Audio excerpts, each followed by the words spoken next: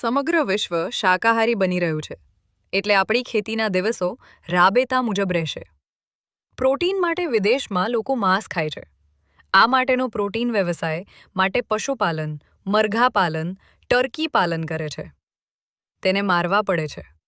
આમ જીવ હત્યા પણ કરે છે. પરંતુ હવે આવ્યું છે પ્લાન્ટ બેઝડ મીટ.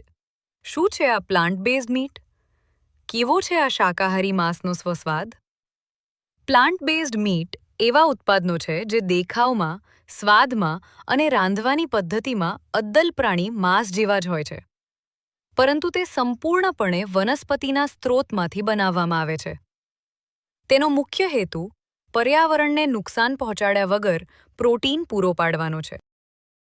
આ કોલમ દર અઠવાડિયે વિડીયોના રૂપમાં સાંભળવા જોડાવ યુટ્યુબ પર. કૃષિ વિજ્ઞાન ચેનલ સબસ્ક્રાઇબ કરો અથવા કૃષિ_વિજ્ઞાન ઇન્સ્ટાગ્રામ પર ફોલો કરો. કારખાનામાં બનતું આ પ્લાન્ટ બેઝડ મીટમાં પ્રોટીન માટે વટાણા, સોયાબીન, ઘઉં અને મગનો ઉપયોગ કરવામાં આવે છે. ચરબી જેવી માંસ જેવી ચીકાશ અને રસદારતા લાવવા માટે નાળિયેરનું તેલ, સૂર્યમુખીનું તેલ અથવા કેનોલા ઓઇલ વપરાય છે.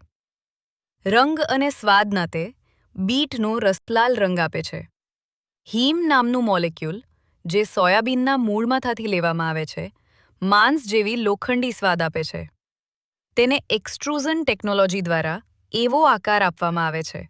ટૂંકમાં આપણે પેદા કરેલ પાકમાંથી ફેક્ટરીમાં ખોરાક બનશે. ફરી મળીશું આવતા અંકે નવી માહિતી અને નવી વિગતો સાથે. ત્યાં સુધી વાંચતા રહો કૃષિ વિજ્ઞાન. લાઇક કરો, શેર કરો અને સબસ્ક્રાઇબ કરો કૃષિ વિજ્ઞાન.